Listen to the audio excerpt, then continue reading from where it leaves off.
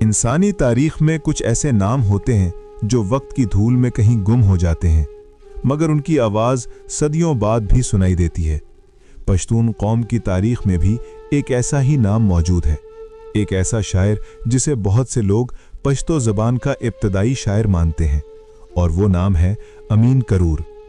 ये वो दौर था जब न सोशल मीडिया था, न किताबों की भरमार, न शायरी के बड़े बड़े दीवान।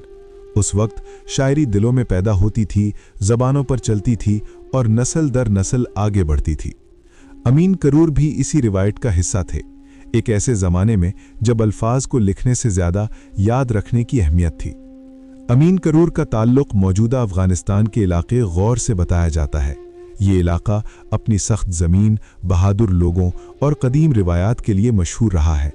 वो सिर्फ एक शायर ही नहीं बल्कि एक जंगजू और कबीले के रहनुमा भी समझे जाते थे। उनकी शख्सियत में बहादुरी, गैरत और फ़ख्र साफ नज़र आता है, और यही चीज़ उनकी शायरी में भी झलकती है। कहा जाता है कि अमीन करूर की शायरी ज़्यादातर बहादुरी, जंग, इज़्ज़त और कबीले की शान के गिर्द घूमती थी। उनके अल्फाज में एक ऐसा जोश था जो सुनने वाले के दिल में आग लगा देता था। वो अपने कबीले की तारीफ करते, दुश्मनों को ललकारते और अपने लोगों को हौसला देते थे। ये वो वक्त था जब शायरी सिर्फ खूबसूरत अल्फाज का खेल नहीं थी, बल्कि एक हथियार थी, एक आवाज़ थी, एक पैगाम था। अमीन करूर ने इस आवाज़ को इस्तेमाल किया अपने लोगों को जोड़ने के लिए, उन्हें मजबूत बनाने के लिए और अपनी पहचान कायम रखने के लिए। बदकिस्मती से अमीन करूर की ज़्यादातर शायरी आज हमारे पास महफूज नहीं है। जो कुछ भी मालूमात हमें मिलती हैं वो ज़्यादातर रिवायात, तारीख़ की किताबों और ज़बानी क़िस्सों से मिलती हैं।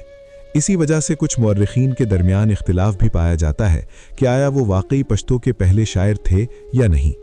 लेकिन इस बात से इनकार नहीं किया जा सकता कि उनका नाम पश्तो अदब की इब्तदाई तारीख़ में एक अहम मकाम रखता है। पश्तून माशरे में शायरी हमेशा से एक अहम हैसियत रखती आई है। यहाँ शायर सिर्फ शायर नहीं होता, बल्कि एक रहनुमा, एक फ़लसफ़ी और एक सच बोलने वाला इंसान होता है। अमीन करूर भी इन्हीं लोगों में शामिल थे जिन्होंने अल्फाज के ज़रिए अपने वक्त की कहानी बयान की। अगर हम आज के दौर से उस वक्त का मवाजना करें तो हमें अंदाज़ा होता है कि उस ज़माने में ज़िंदगी कितनी मुख्तलिफ थी।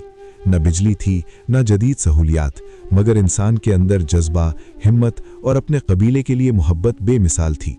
यही जज्बा अमीन करूर की शायरी में साफ नज़र आता है। उनकी शायरी में फ़ख्र भी था, गैरत भी थी और एक ऐसा पैगाम भी था जो आज भी हमारे लिए अहम है। वो हमें ये सिखाते हैं कि अपनी पहचान को कभी न भूलें, अपनी ज़बान को ज़िंदा रखें और अपने कल्चर पर फ़ख्र करें।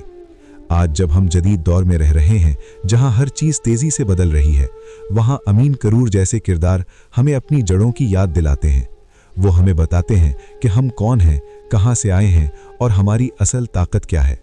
ये भी हकीकत है कि तारीख़ के बहुत से किरदार मुकम्मल तौर पर महफूज नहीं रह पाते। अमीन करूर भी इन्हीं में से एक हैं।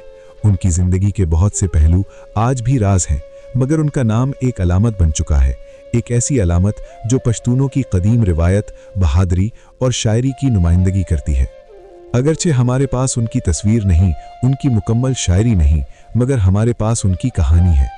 एक ऐसी कहानी जो हमें अपने माजी से जोड़ती है और हमें ये एहसास दिलाती है कि अल्फाज की ताकत क्या होती है। शायद यही वजह है कि आज भी जब पश्तो अदब की बात होती है तो अमीन करूर का नाम एहतराम से लिया जाता है। वो सिर्फ एक शायर नहीं बल्कि एक दौर की नुमाइंदगी करते हैं, एक ऐसे दौर की जो सादा था मगर मजबूत था। आखिर में हम यही कह सकते हैं कि अमीन करूर एक हकीकत भी है और एक रिवायत भी, एक ऐसा नाम जो मुकम्मल तौर पर हमारे सामने नहीं मगर फिर भी हमारे दिलों में जिंदा है। उनकी कहानी हमें ये सबक देती है कि अगर आपके अल्फाज में सच्चाई हो, जज्बा हो और अपने लोगों के लिए मोहब्बत हो तो आप कभी नहीं मरते, बल्कि वक्त के साथ साथ और भी मजबूत हो जाते हैं।